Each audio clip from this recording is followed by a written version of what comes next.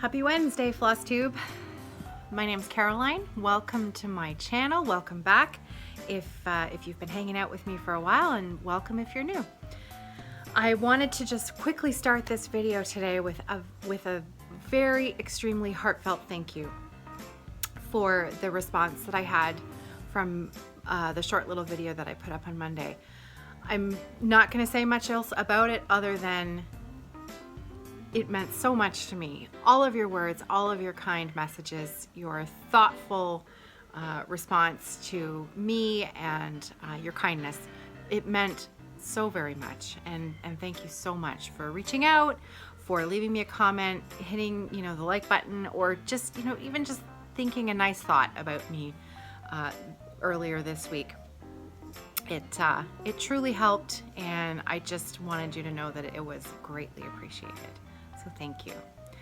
And now we're going to move right into the massive ton of stuff that I have in front of me to share with you today. I would like to say that I'm going to try and keep this brief today. I will do my best to keep it under an hour because, well, I like to keep it to an hour. I think or less. See, here I go, making promises already. No promises today. It is a very bright sunny day, and I'm recording in the morning, so that's why I get that little bit of a haze around this side. And, my colors may not be very true to form today in what I'm going to show you, but I've got a lot of sewing to do today. Wednesday is my main sewing day of the week. Well, I sew every day, but Wednesday's the day of the week that I don't have any teaching. I don't have any other, I don't do a video usually. So that's the day where I get up first thing in the morning. I usually stay in my pajamas all day, put my hair up in a clip, and I sew for the whole day. So this is, to actually I have clothes on, like proper clothes today. And you'll notice I'm wearing my favorite color. And believe it or not, it's not a cardigan or a sweater. This is a wrap. And I have shown this before.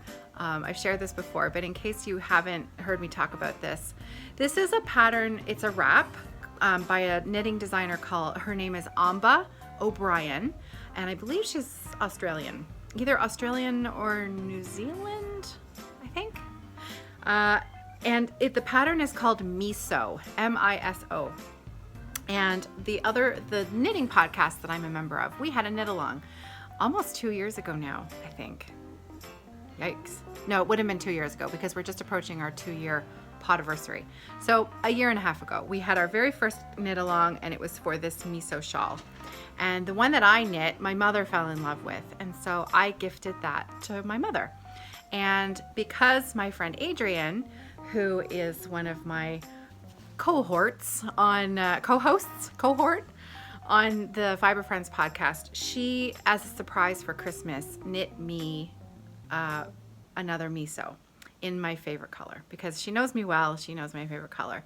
And so that is what I'm wearing. I love to wear just a light wrap when I'm working because I'm right by the windows when I sew all day. It can get a little chilly in the winter time, and just having just a really light layer on over top of my clothes, it's just it's both a hug from a friend because she knit it for me, and it's just a little layer of warmth on my shoulders. So Miso by Amba, and it's A-M-B-A-H O'Brien, and it's a lovely pattern. It can be a little tricky. I wouldn't call it an easy pattern because it's patterned on both sides, front and back.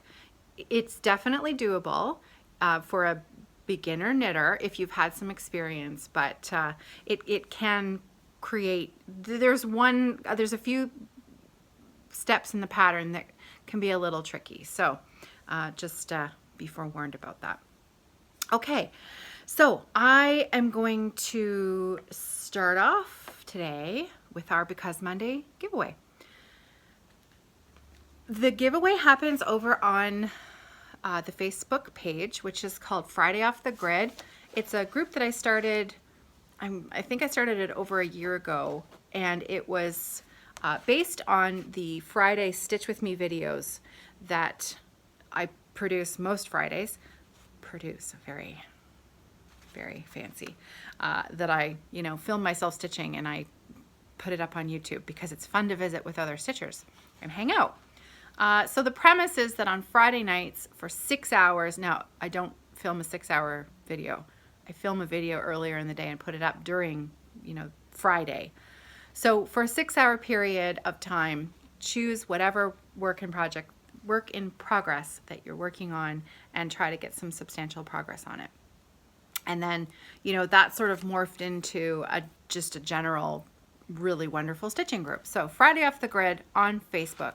Join us over there, and that's where the giveaway happens every Monday.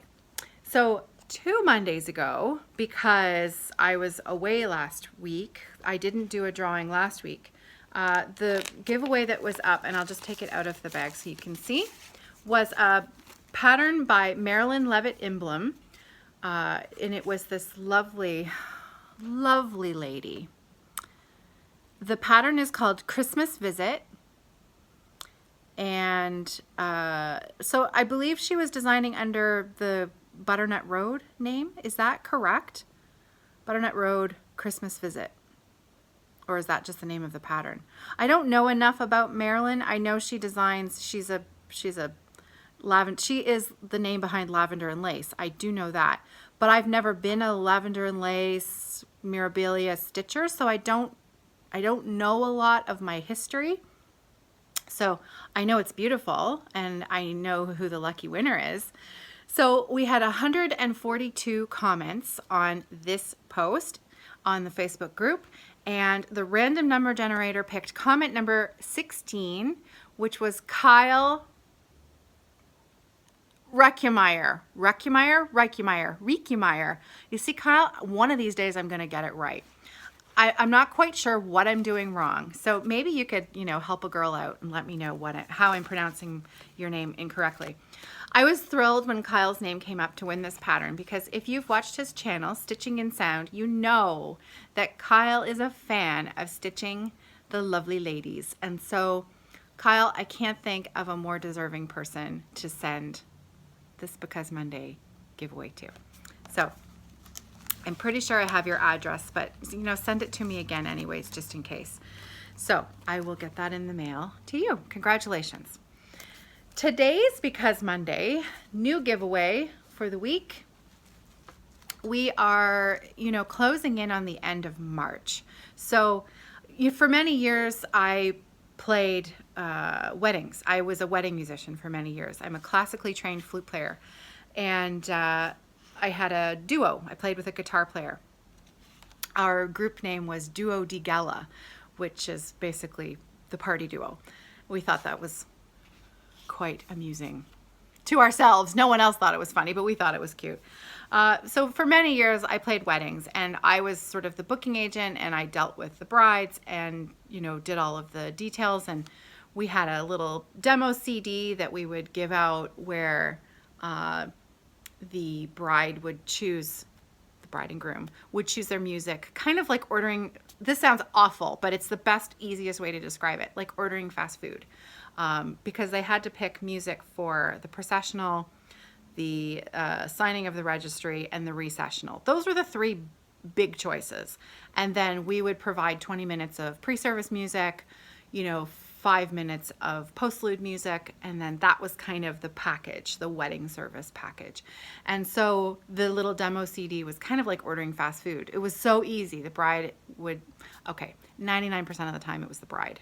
I don't think I ever helped a groom choose music. It was always the bride. Sometimes it was the bride's mother, rarely, but it was usually the bride. And they would just, like ordering fast food, they'd say, I want a number 1, a 5, and a 9. So processional, signing, and recessional.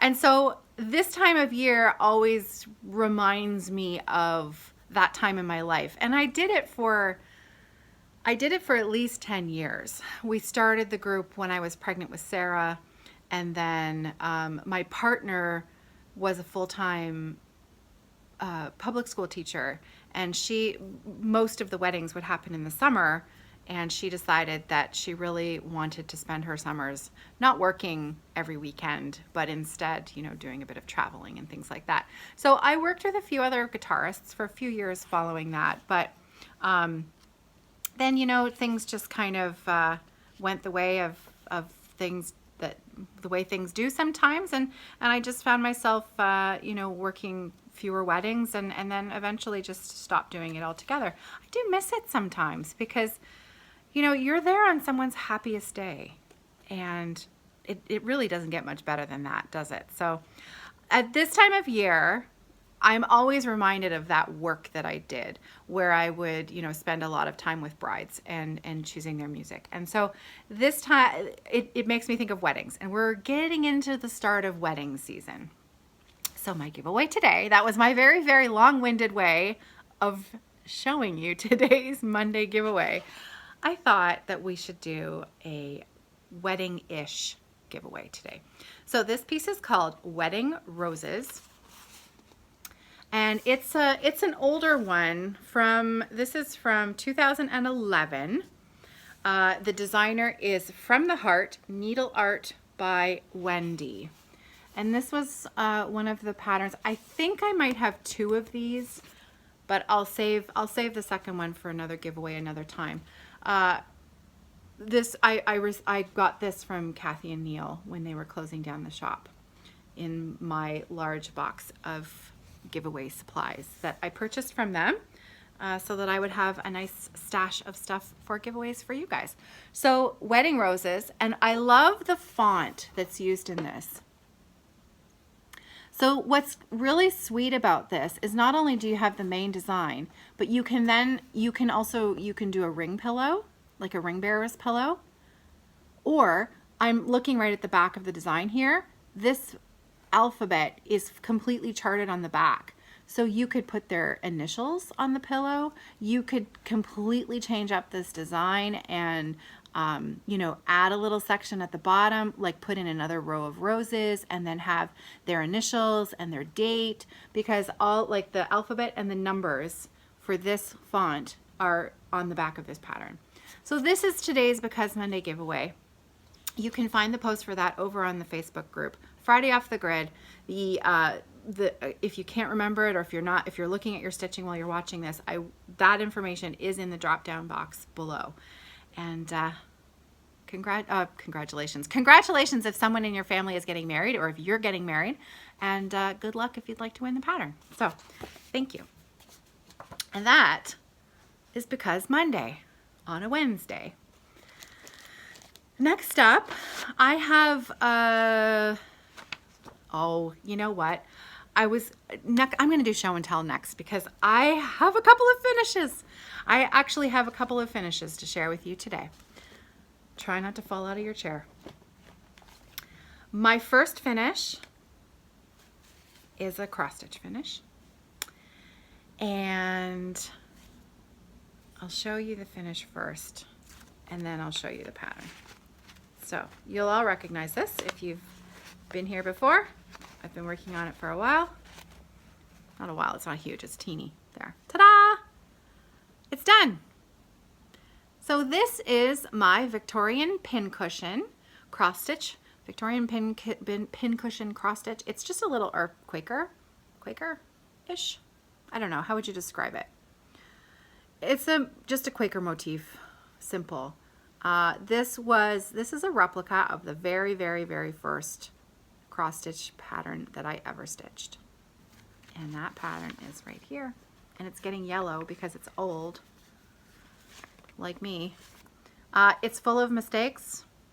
The original pattern was full of mistakes. It was done up as a kit, sold in a little museum. So, this is just what it is. So if you're going to try and copy something like this, make sure that you count it yourself. Make the changes, because mine are a little bit hard to see. And in fact, once I get started, I don't even use the pattern anymore. I just use what I've already stitched as my guide. So you may remember this was a Flossmas ornament that I started. It's done on a 14 count pre-wrapped Aida canvas frame. So it comes like this. I didn't do any of that. The canvas came like this. They're very inexpensive. So you get what you pay for. It is a little bit loose. It's a little bit wobbly. The frame is a little bit wobbly. And as you stitch, of course, the canvas does loosen up just a little bit. But I'm okay with that because, you know, for the money that I paid for it, I'm just pleased to have, I mean, it's wrapped and done. So what I'm going to do, I have 2 more of these canvases that I also started during Flossmas. When I finish those, I plan on hinging them together on the sides so that, you know, they will stand like kind of like a flat fold, but like a trifold, right? And I will put a piece of cardstock against the back of the stitching to help push this out so that it's flat. And then I'll put some holiday fabric on the back. So that's the plan. But it's finished. The stitching is finished.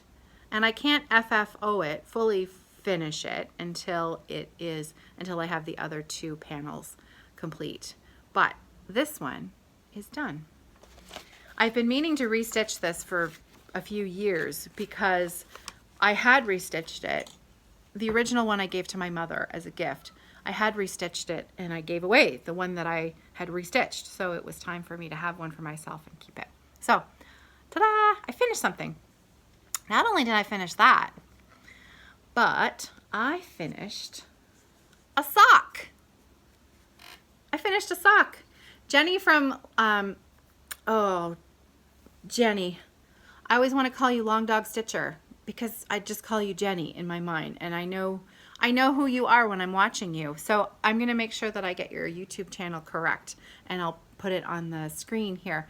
Jenny, I love your stitching, Jenny. I think you're so sweet. And your little Sarah reminds me so much of and you know all this. I've told you this before. Your little Sarah reminds me of my Sarah when she was that size. And every time she pops up on the screen or on Instagram, I just want to give her a little hug. She's so cute. I finished my sock. I never really connected the dots there, did I? Jenny said last week when I recorded, I said I had some knitting, but I wasn't going to show it. She said that she would like to see a little bit more knitting. So thanks, Jenny. Here's some knitting. I will only show a few things because, well, I'll tell you that in a minute. I finished a sock. So this is a yarn that was hand dyed by Adrienne of Miso fame. Adrienne was a yarn dyer. Well, she is a yarn dyer, and she sold her yarn on her Etsy shop, which she has recently closed. Very sadly because, well, sadly for us because her yarn was gorgeous, but happily for her because she was crazy busy. She is a full-time lecturer, and she's got a fancy pants job at a university, so she was just going a little crazy. So she shut down her dye pots for yarn for sale.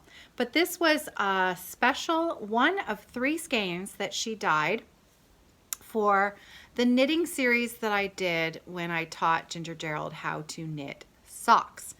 And so the name of the yarn, she called it New Knitters Are Like Sunshine.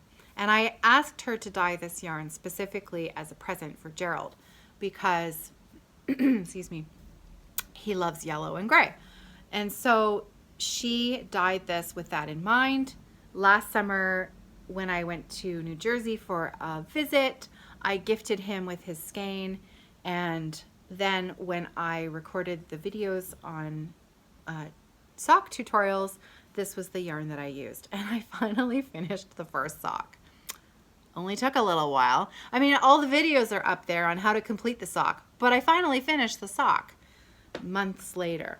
Fortunately, my partner, Louise, who was helping with those videos, and who, I should tell you that, this is her sock pattern. Wildflower wool. It's just a very basic cuff down, super simple sock with a heel flap and gusset. This is her pattern. And she had a sock almost done that we used for the toe tutorial on those knitting videos. You can find the list of knitting tutorial videos on my channel under the playlists button. There's a whole series of knitting videos there. So if you're new here and you didn't know that and you've always wanted to learn how to knit, we start off with learning just from day one how to knit a dishcloth, and everything that you need to know to learn how to knit is over there in the playlist. and knitting is a ton of fun. So if you've ever wanted to try, maybe check those videos out if you're interested. And maybe by the end, you can knit a sock too. So I've knit one. My second sock is up to about here. No, wait, down here, wrong way. I always start cuff down. So I'm about here because I've definitely completed my gusset decreases, and I'm about here with the second sock. So hopefully in a little bit I will have another completed sock, and then I will have a pair. So I have one other huge finish, a really special huge finish, but it's also knitting, and I'm going to save that to share on the Fiber Friends podcast. And then once I've shared it there, I will share it here as well, briefly, because it took me a long time, and I'm super proud of it. And it's one of the reasons why I don't get as much stitching done sometimes, because I'm frantically knitting. So that's it for show and tell. I finished some stuff. What do you know? Okay, next up, 2 random acts of kindness that I received in the mail. Well, one in the mail and one in my email, and I just wanted to give a little shout out and a huge thank you. So first of all, the first one came from Bob out in Nova Scotia, Canada, which I have a special place in my heart for. I have never been, I've never visited, but my family is from there. My grandmother is from Nova Scotia. And, you know, my mother, I know that she feels like that's a bit like home for her. So Bob, it's been lovely to get to know you a little bit better. I got to know Bob a few months back before Christmas when he wanted to order a special knitting bag for his daughter who was going away to university, and he wanted her to have a nice bag to keep her knitting in because she just learned and she was knitting lots of bigger projects like scarves, and he wanted her to have a nice bag for Christmas to protect her knitting when she went away to school. And so I made him one of those lovely blue plaid bags back, one of the bigger ones, and it's been really fun because every once in a while his daughter will come home from university and he'll take a little photo of her knitting bag, and it seems to be always with her. So I love seeing that. I love that she likes her bag enough that it travels with her. Her knitting travels with her. So I think that's great. Anyways, that's how I got to know Bob. He's a mail stitcher out in Nova Scotia. He's got an Instagram account. I'll make sure that I put that up on the screen below so that you can go and follow him too. He messaged me and asked me if I would like the pattern that he'd just recently finished. Now, he sent me this back in February. It took a while to arrive. Sometimes Canada Post, I tell you, sometimes it's faster. Things from the States arrive faster than things within our own country. Not that I'm complaining, Canada Post.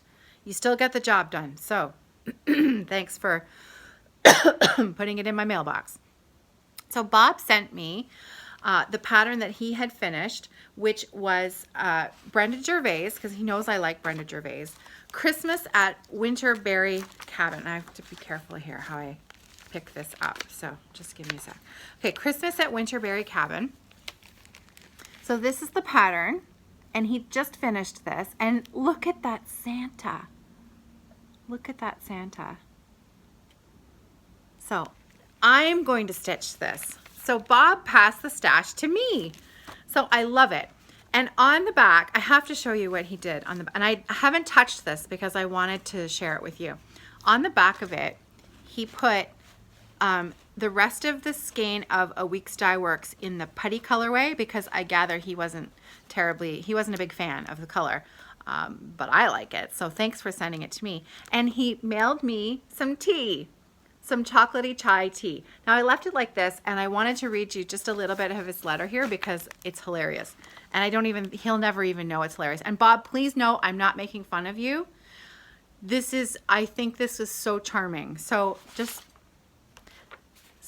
I bought the tea on someone's recommendation, but really didn't like it. Made a nice smell in the house if I needed. Water and boiled on the stove with some extra cinnamon. So it made his house smell nice. So what's so funny about that? He bought the tea on someone's recommendation. Guess whose recommendation that would have been, Mom? Me. I love this tea. I talk about this tea all the time. This is my favorite tea. So you may not have liked it, and I'm sorry that you bought tea on my recommendation that you didn't like, but I love this tea, so I'm glad you sent it to me. And I do know for a fact that I have enabled at least 2 other people in different parts of the world. There's Josh Mull in the Netherlands who loves this tea, and there's a huge shout out to Teresa Perez, and I hope I've said your last name correctly. Her daughter is a big fan. So that reminds me, Ms. Perez, I am due to send you a care package for your daughter with some chocolatey chai tea in it. So Bob, I got a really big kick out of that because I'm sure you didn't remember that it was me that had loved that tea. So I thought that was really funny, and I will definitely love it. So thank you so much. And thank you for sending me this beautiful pattern. I cannot wait to stitch this Santa. He's just a nostalgic, lovely, lovely looking Santa. So my thought is I would like to turn this into a pillow as well, because I think I've got a perfect fabric for it, but I'm going to use a pillow form. The last large pillow that I did, my Beans Plum Street sampler, I'm too impatient to stuff it properly, these big pillows. I'm just too impatient, and it's lumpy and bumpy, as Kitten Stitcher says, wabi-sabi. It's definitely wonky, that's for sure. But I love it. I'm okay with it. But I think moving forward, for larger pillows, I'm just gonna look for a pillow form. Keep it simple. So, Bob, thank you so much. Getting that in my mailbox was a treat. It was a real treat and a laugh. So thank you so much. The second random act of kindness came from a viewer named Teal. Those of you who record Flosstube videos probably know her name because, first of all, it's a beautiful name. And she's just a lovely lady who leaves kind messages on so many people's videos, and I had a bit of a tickle in my throat this morning. Teal, just out of the blue, yesterday sent me a pattern. Just emailed me the PDF of the pattern. And I had to laugh because a couple of months ago, I talked about this pattern. And after the video came out, it was Sunday High Tea video, I think, where I spoke about this pattern. Another viewer, Sherry Roberts, a big shout out to Sherry Roberts, messaged me and said, you looked really panicked at the thought of not starting that pattern, and how about I send it to you? How about I gift it to you? And she was so sweet. She was so kind and thoughtful. And I said, no, thank you. That is very kind of you, but I have to stay strong and I have to stay with my whips. Well, yesterday, Teal just sent me a PDF pattern of Long Dog Sampler's Game of Swans. So Sherry,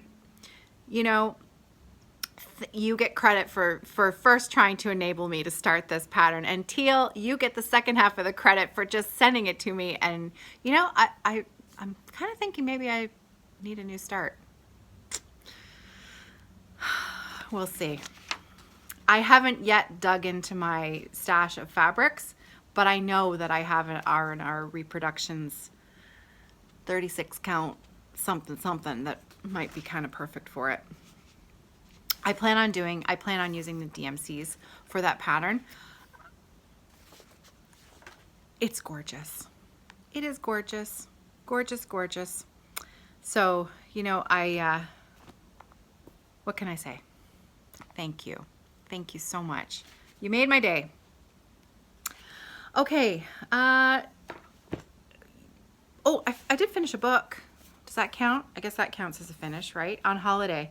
I just had it here to mention it. It's, it's not the next great novel in literature or anything. The Paris Seamstress, Natasha Lester. it was an excellent vacation read. So if you're looking for a book like that that's really enjoyable, but you don't have to think too hard while you're reading it, it was a great book. And I think my mom, I think this was one of my mom's books, and she gave it to me. So I enjoyed it. It was a great vacation book. So if you're looking for something like that, maybe that might be up your street. So a French seamstress, a British spy, an American heiress, one destiny that begins in war-torn France.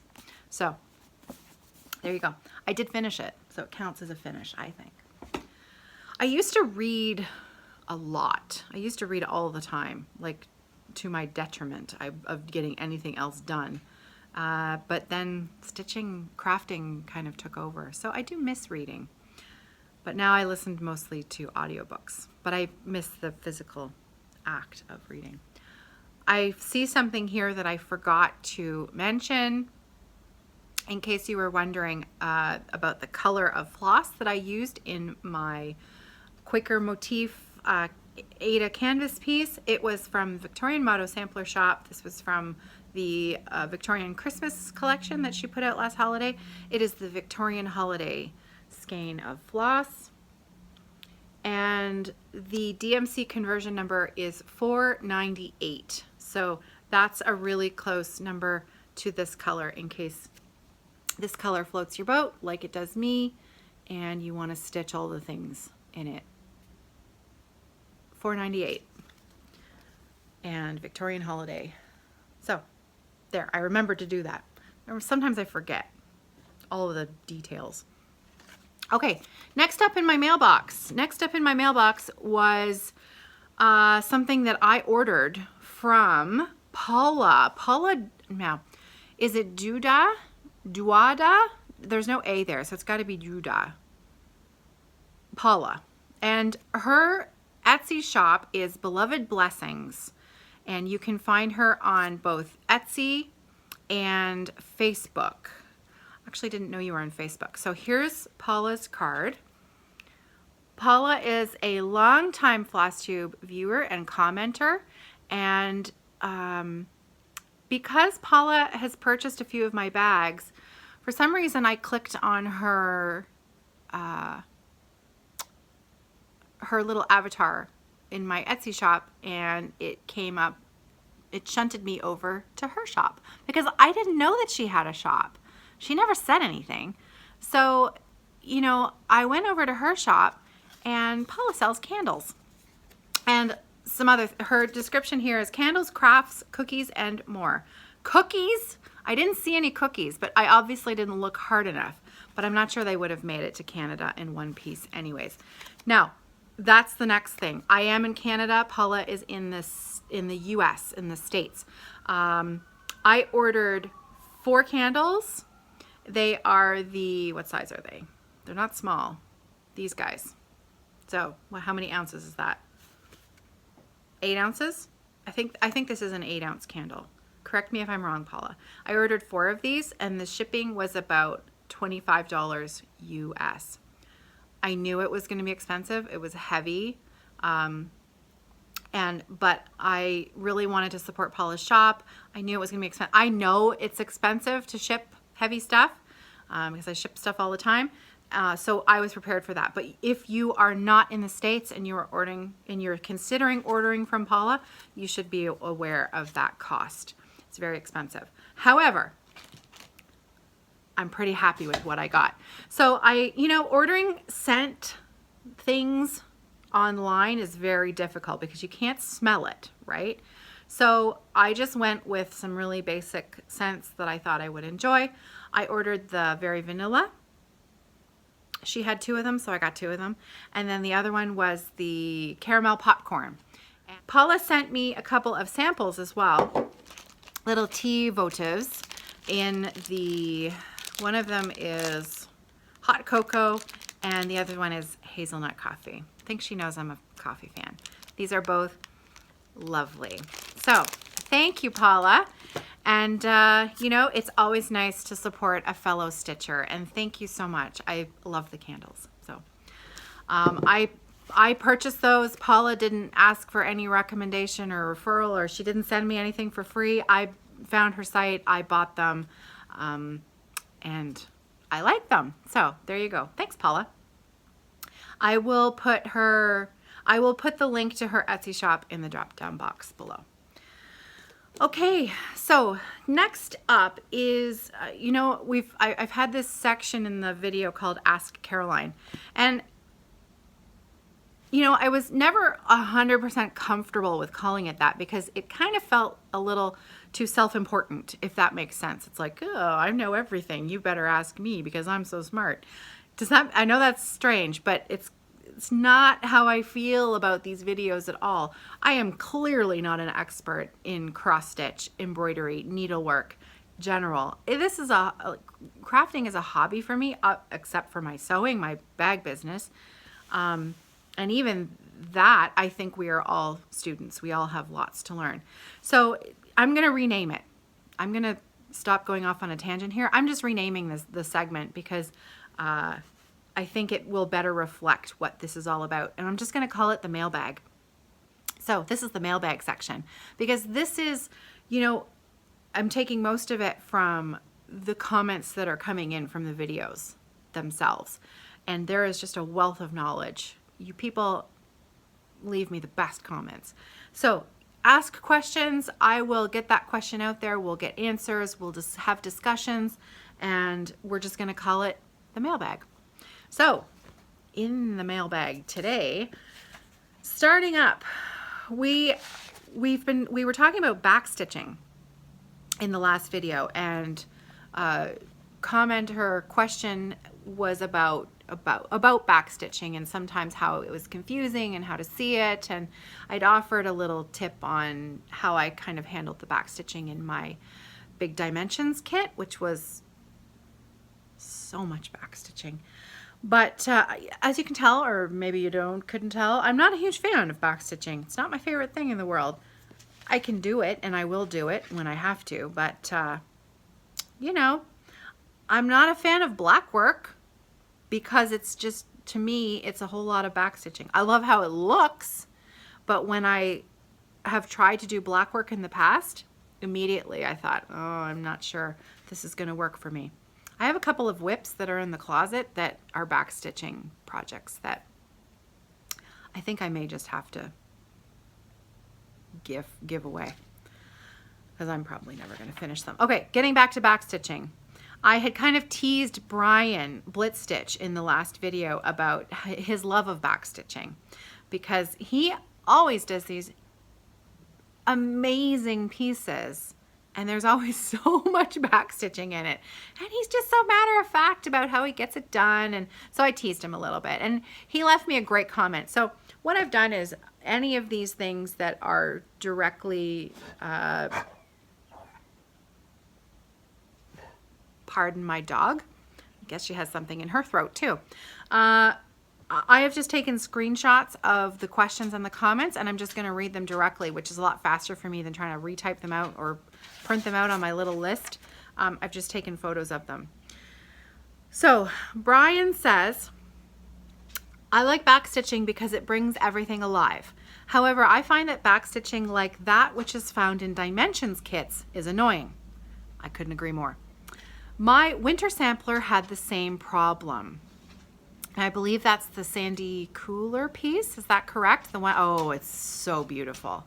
I mean, it's got skaters on it and it's gorgeous. Gorgeous. If this is the one he's talking about, it's beautiful. My winter sampler had the same problem. Lots of lines that did or didn't follow the grid. In those cases, I do my best to duplicate the lines. Sometimes I take pretty long stitches if that is necessary.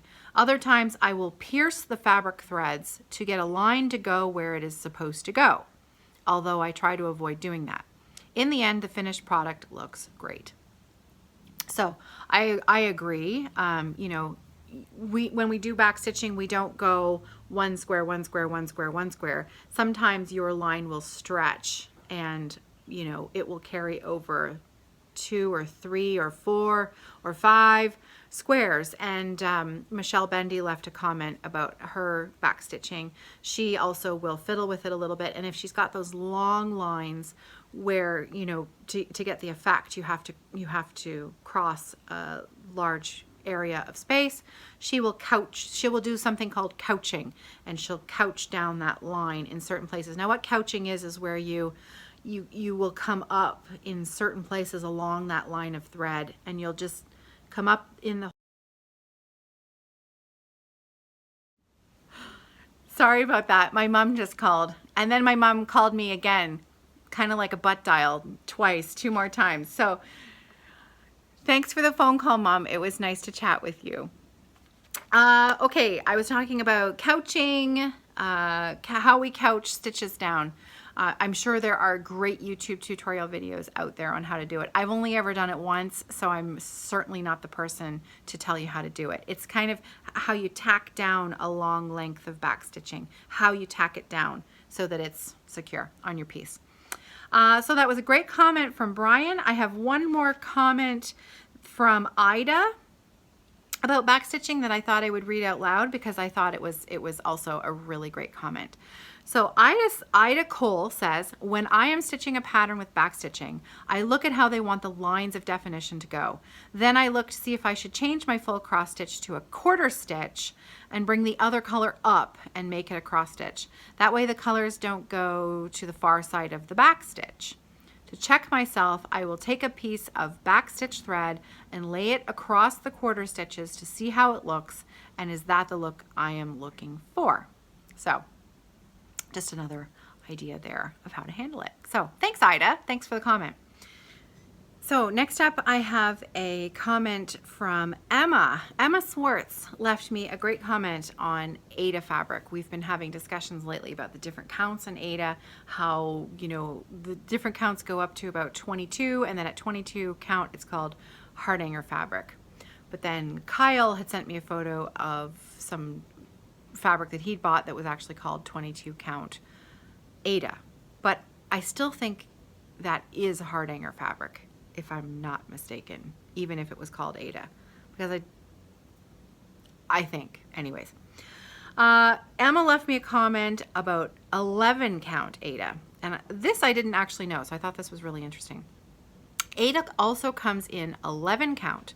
Anything below that is called Binca, B-I-N-C-A. Number 11 is usually stitched with 4 strands for the crosses and 2 strands for the back stitching. Binca usually uses all 6 strands. I've just recently finished a piece on number 11. It also makes for a very fast finish. I bet it does. That would be done lickety split. And that actually would probably be also really good fabric for, you know, a giant pillow design like Miss Patty has done. So excellent. Thank you, Emma. Great comment. Okay, next up is Kyle. Kyle's weekly question. Kyle sends me a question every week. His question this week, he asks, have there been any spans of time since you started stitching where you did not stitch at all for whatever reason? If you have, how long was the break and what was the reason? When I first started knitting, I probably stopped stitching for, I can't even guess at how long it would have been, because it would have been probably interspersed with little pockets of stitching here and there. I don't think I've ever not stitched for any substantial period of time. It has always kind of been there, hanging around like a bad penny. Can you hear that? That's my kid in the kitchen. She's sassing me out there in the kitchen. She's already, you know, stuck her head in this video, which I'm gonna have to edit out. So she's skating on thin ice. So I just want my raspberries. It's almost lunchtime here, so she's hoping I'm gonna wrap this up soon so she can make some noise in the kitchen. So just for that, I'm gonna take even longer. So thanks, Sarah. Okay, so Kyle, I think I answered that. Sarah interrupted me in the middle of my answer to you. So she says, yes, she agrees with me. And the dog is now, this video is not going the way I was intending today. A lot of interruptions today. The dog is basically drooling on my leg sitting here. So lovely. Anyways, no, there haven't really been any spans of time. Short little stretches of time, but nothing substantial. And it's usually if another craft has kind of taken over my obsession at a certain period of time. Next up is a question from Teal. I spoke about Teal earlier in this video. So Teal left me a question. She said, if you were a designer, what would you like to design? Or what would your design style be? Or do you have anything in your head that you say, if I were a designer, I'd design this? I think that's a great question.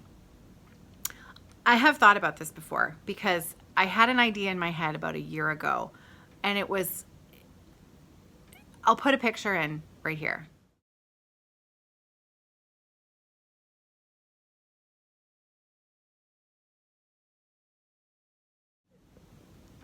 I like wordplay. I like corny jokes. I like silly things like that. So kind of like clean versions of subversive cross stitch, if that makes sense, which I also kind of enjoy too. I find that funny, but not everybody does. But you know, things like the little gnome cross stitch, polynomial, that made me laugh, and I thought it was funny, and I laughed when I was, you know, putting it together in the little designing software. I think I just used Backstitch, I think. I can't remember. It was a little program. You could try a free version of it, and I put it together in that. So if I were to design stuff, it would kind of be stuff like that. Little things that would make people smile or laugh. A witty something. If you've got headphones on, you're probably hearing some heavy breathing, which of course is the dog. She is sitting here panting beside me, so I apologize. Hopefully it's not too distracting to have heavy breathing in your ear. What are you gonna do? Oh, today's video is gonna be something else. Okay, one more question comes from Alyssa. Alyssa is a good friend of mine here in London, Ontario. She has a knitting podcast called Knit 1, Breathe 2. You're gonna have to lie down now. Can you lie down? She's deaf too, so it's, you know, I can talk to her and she ignores me. Alyssa is stitching a project on dark navy Aida, and she's struggling. Those of us who have stitched on dark navy Aida, we've all been there, so not to worry. She wants to know if we have any suggestions or tips for stitching on dark fabric. I've been, you know, when did I work on it last? Last year, beginning half of the year, those hands-on design, the chalkboard series. That's probably the darkest. Well, I have worked on black Aida before, but not very much. So I don't have a lot of experience stitching on dark fabric, but I do know what helped me at the time was putting either a white towel under my stitching or like a white piece of paper.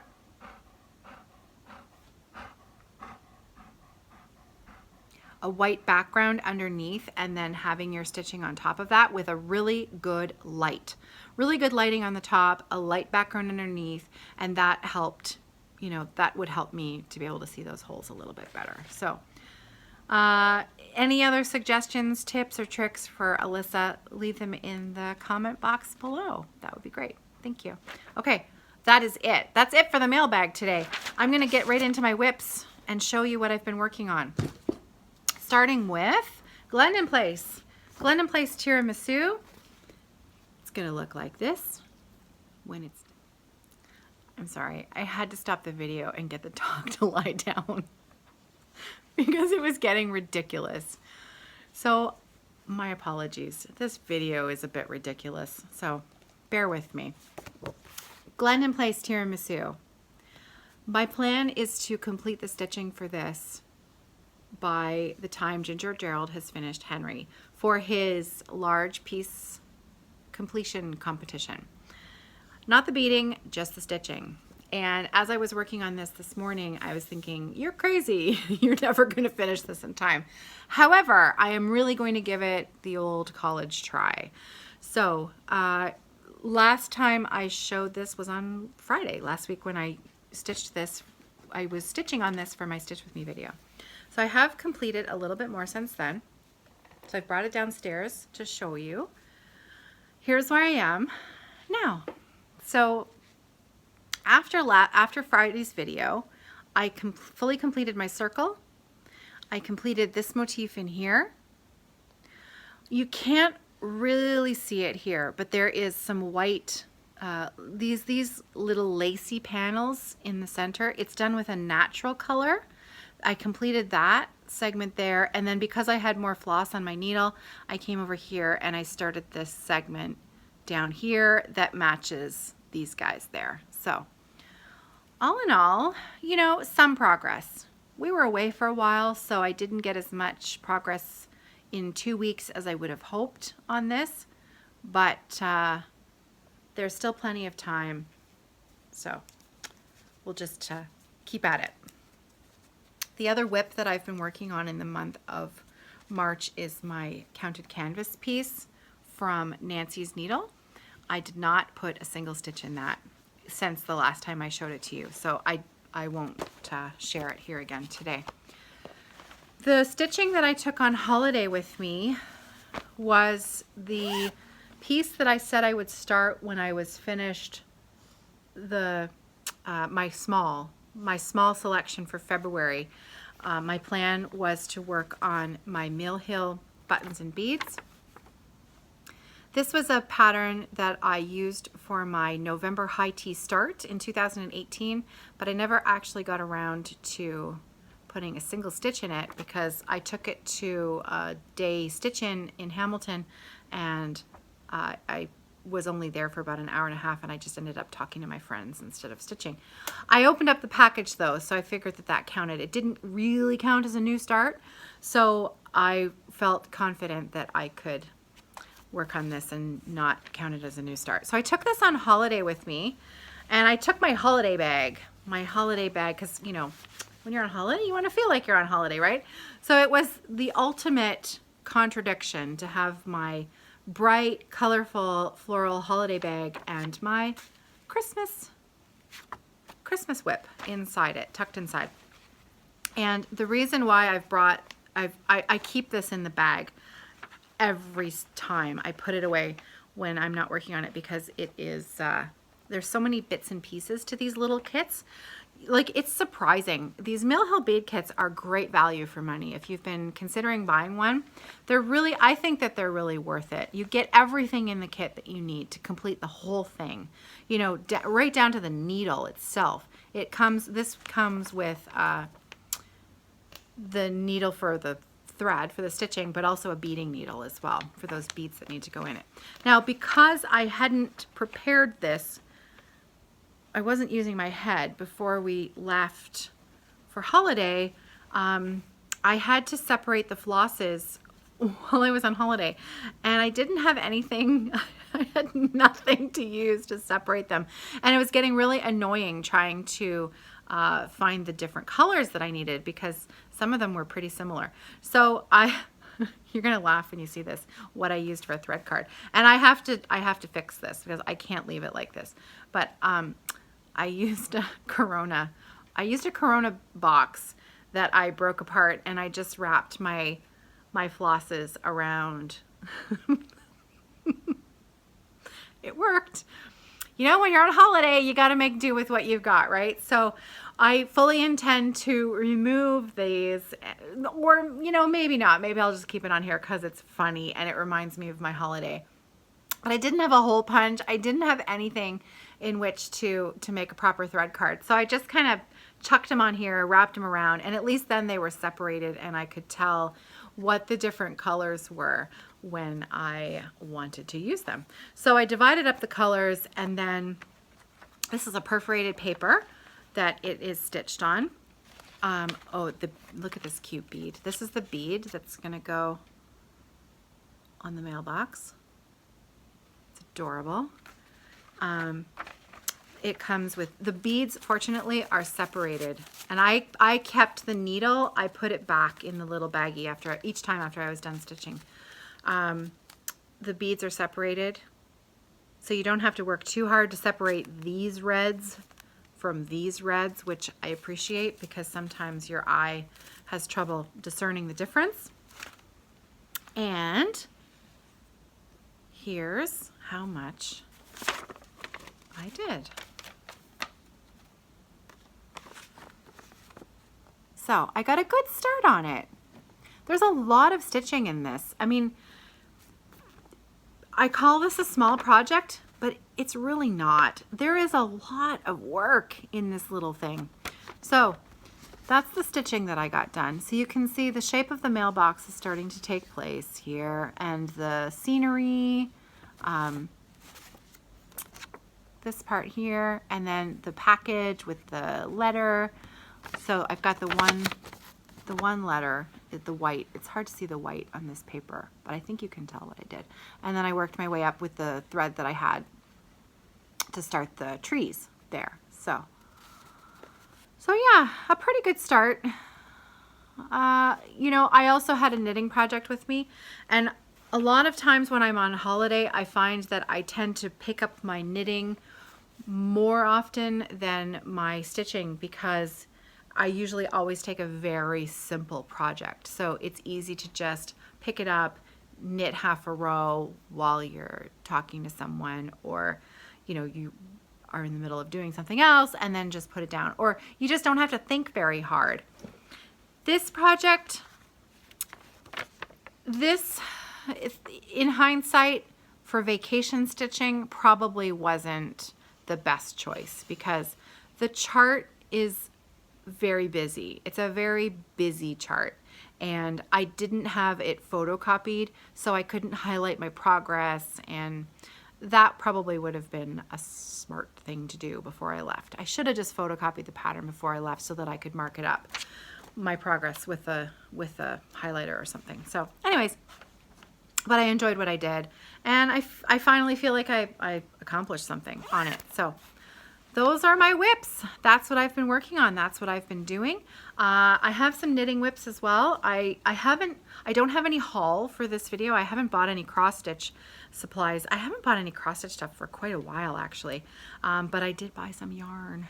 I'll share most of that stuff on the Fiber Friends podcast, but I have started, because I had a really big finish and I finished a sock, I kind of treated myself to a new start. And so I have a new, you won't be shocked at the color. This is the yarn. What can I say? I'm predictable. So this is called the European Road Trip Shawl. It is a free pattern that you can find on Ravelry. I will leave a link to the pattern in the drop down box below, if I remember. Fingers crossed. I'm knitting this at a much looser gauge than I normally knit, and so, you know, I'm not probably going to block it too aggressively when I wash and block it and stretch it, because you can see it's quite light. So the goal of this is to have sort of just a nice wrap. I love wearing wraps, if you couldn't tell, and I love this color, so win-win. So I did start that. That was my my haul for the last couple of weeks. I bought some yarn, no cross stitch stuff, and I've showed you my whips. So the only thing left to share with you today is a shop update. I actually have a fairly hefty shop update today. So if you're not interested, I'll say goodbye now. Thank you for watching. Thank you for everything. Thank you for being a subscriber and a viewer and a friend, and I appreciate you. So thank you. If you're interested in seeing the bags that I have on offer in the shop right now, here we go. So you can find my shop on Etsy. It is called Evertote, www.evertote.com. I sell both bags for cross stitchers and knitters. And you know, the bags are interchangeable. So if you're a cross stitcher and you like the look of a bag that you might think would be for a knitter, there's no reason why you can't use it as a project bag. The first fabric that I've got to show you, the first bag I've got to show you, you've seen this fabric before. I just have it done in a different style bag. So I thought I would show you the size of this bag, because it's a beauty. So this is my large wedge tote. So you could fit a baby blanket, a sweater, a big knitting project in here. You could also fit an 11 square Q-snap in here. I think. I haven't measured it, but of course you could, because the measurements are, I would have to check the height, but of course because of the box bottom you could put it, it could lean. So I'm gonna say, I have to measure it to double check, but I'm pretty sure if it's an 11-inch square with plenty of room on the sides. There might not be a lot of room on the top, but there'll be plenty of room on the sides. But a big knitting project. This one comes with a side strap, and it's got the sweetest fabric on the inside. I love that. So, Tea Party. This is the Rifle Paper Company Wonderland fabric. I love that sound. In the Tea Party fabric. So, I love it. Large wedge tote. So that's that one. So the next bag that I have to share is the similar wedge style to what I just showed you, but it's in the medium size. So I love this fabric. I love this fabric so much. So feathers, lovely feathers, beautiful print on the bottom. I put the O-ring on the side of this one. Sometimes I'll do that instead of just the plain tab or a strap. You can, you can stick stitch markers on here, or, you name it. You can just clip it onto the side. Clip your key if you want to just go out the door with your project.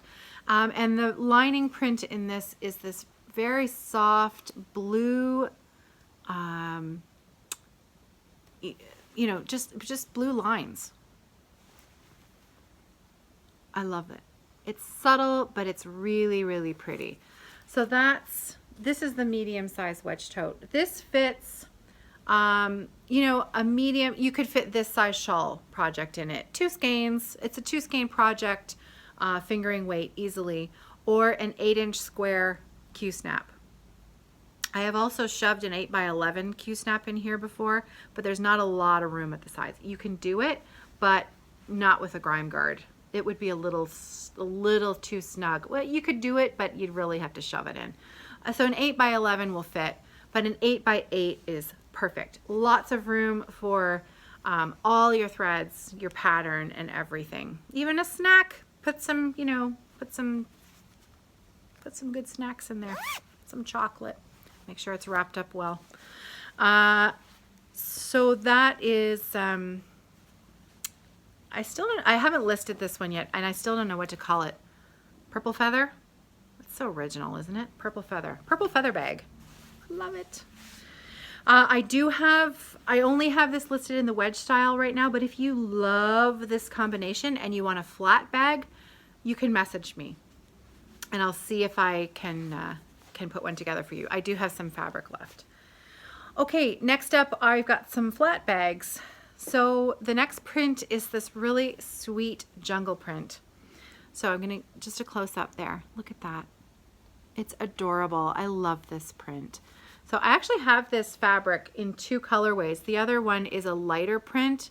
It's more like a cream background, and the animals stand out on it a little more. I feel like in this one they're a little bit more camouflaged. So I put together the darker green bags first. And then the next time I use this print will maybe be, I don't know, maybe 6 months from now, and I'll sew up the other bolt that I've got. So that's the print. I've got this both in a medium size, and this is the accent that I paired it with. I love this color, and it matches the zip. So that matches there. I love this print. And then the lining on this is a white tonal. So it's got just that tone on tone white. My go-to lining for bags is, I'm gonna say probably 75% white, because it's my preference. So I know it's not everybody's preference, but when I use a project bag, the reason I love white the best is because you can see everything in the bag.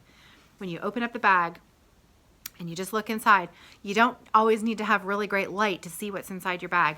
And sometimes with a darker fabric on the inside, it makes it hard to see exactly what's inside and what you're reaching for. Or if you've got thread that's fallen to the bottom of the bag, you can see it because it's going to show up really well against the white fabric. But I also, excuse me, I like it to be pretty. And so that's why I choose the tone on tone, so that there's a little bit of a pattern, there's a little bit of a print. So I do not use interfacing in my bags. I've actually been asked this recently, so I thought I would just bring it up in case it was a point of interest. I do not use interfacing in the bags. I use an 80-20 quilt batting in my bags, and I sew it in. The seams are hidden. I can show you. So the lining comes out, everything is sewn, and then there's the seam. The seam is in the very bottom of the lining there. So that's where I sew it up at the bottom, and then I stick the lining back in and give it a fluff, give it an iron, and then fold it up and send it out into the world. So I have this lovely set in a medium, and also the medium fits an 8x11, and this is the large, and the large fits an 11-inch square Q-snap. And again, these open up quite well, so you can easily fit your Q-snap with grime guard, all your flosses and your pattern. Everything fits inside there. And I usually keep more than one project per bag. I can't fit more than one Q-snap per bag, but if I don't keep my projects on their Q-snap all the time. So I will generally keep 2 or 3 projects per bag. This red one here, this red project bag is, I'm going the wrong way. Still going the wrong way. There we go. This one. This is from Flossmas, and I think I have 7 or 8 projects in here, 7 or 8 whips in here from Christmas. They were small, they're just small, but that's just a medium project bag, and so it's nice to be able to fit multiple projects into one bag, keep them neat and tidy. Okay, next up, still in the medium size, and oh, I love these fabrics. I'm gonna need a couple of these for myself. Okay, so first up, and I've shared these on Instagram. This is actually a drapery fabric that I fell in love with at the store, and I thought I have to make that into project bags because it's gorgeous. So this is a dark navy floral tapestry print, and it just, I think somebody left me a comment, William Morris with a question mark. It looks William Morrissey. It looks, you know, just lush and beautiful. And so I've called these the tapestry bags. So these ones have the kind of mustardy zip that matches, it pulls out one of the colors from the print. The navy bags have a white tone on tone on the inside. Excuse me, slightly different than the other tonal. I've got about 5 different bolts of white tonal prints that I use for lining, and I try to look at the print that's on it and match it with what I think would look nice. So even though it's a tonal, I still try to think about how it looks, you know, with the outer fabric. Anyways, there's no accent fabric on the main bag. It is simply all one glorious print. I love it. I love it so much. So I know it looks black, but it's not. It is a navy. I'm not sure it's gonna, there, that's it, right there.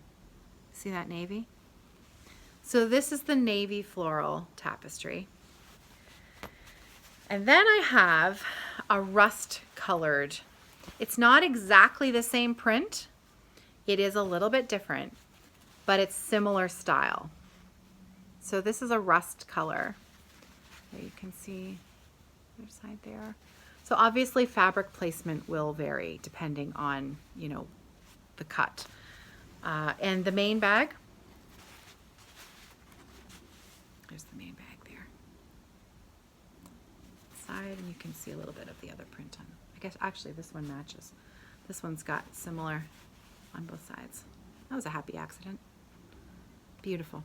Okay, so these rust color bags have a little surprise on the inside. Maybe 6 months ago, I was at Stitch It Central here in London, and I found in the clearance section about 5 meters of Blackbird design print. So I snapped it up, and I've been saving it for just the right bag.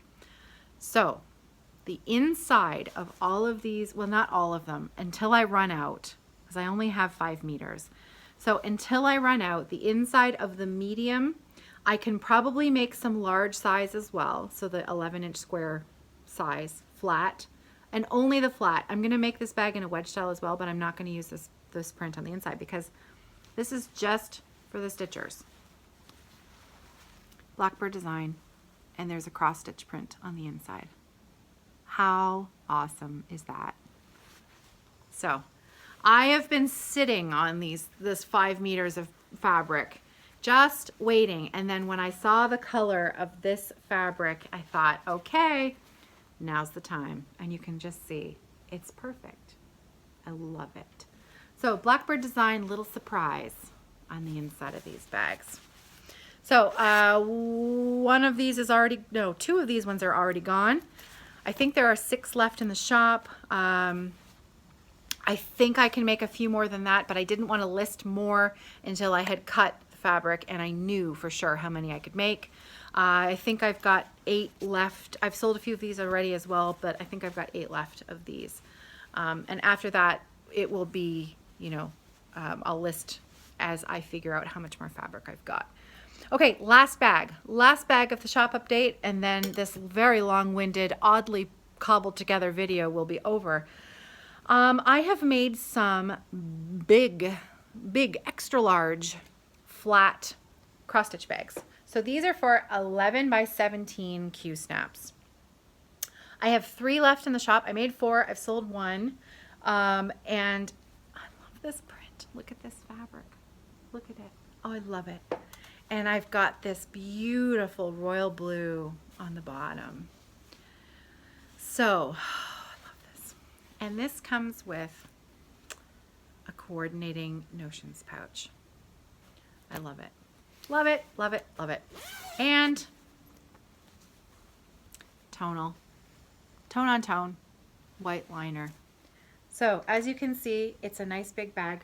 Needs a bit of a press, because it's been on the bottom of the stack of bags while I waited to share them with you. So I've got 3 of these left, and if you guys like this size, I can make more and stock them more regularly in the shop if you like them. They take a lot of fabric, and you know they're big bags, so they take a little while to make. So you know, I don't want to have a whole ton of them if they're not really going to be overly popular. The one other thing that I forgot to mention, going back a few bags, is about the feather, the purple feather wedge tote. I'm going to list this without a notions pouch because not everybody always wants one. But if you really want this bag and you really want a notions pouch, buy the bag and then leave me a message, and I can always whip one up and just send you a PayPal invoice for the extra notions pouch. It's easy. But I am going to list these without. And that's it. That is it. That's really it. I think. I'm pretty sure. That's it. Okay. That was a lot. Thank you for sticking with me today. Thank you for all of the interruptions, all of the crazy things that happened today. I apologize again about the panting dog and the interruption from the telephone and my cheeky kid in the kitchen and all that good stuff. So I hope you are having a wonderful week. I will be seeing you again on Friday for a Stitch With Me video. I will also be seeing you on Sunday for Sunday High Tea. If you're participating in Sunday High Tea, that's when we celebrate something really special at the end of the month, the last Sunday of the month, with our stitching, whether it's a new start or, you know, what I'm doing is I'm switching out my projects that I've been working on for the month to 3 or 4, perhaps, different projects, different whips from my stash that I would like to see some progress on in the next month. So I hope you'll come back and join me on Sunday. I hope you'll join us on the Facebook group. And again, thank you. I'll see you on Friday. Happy stitching.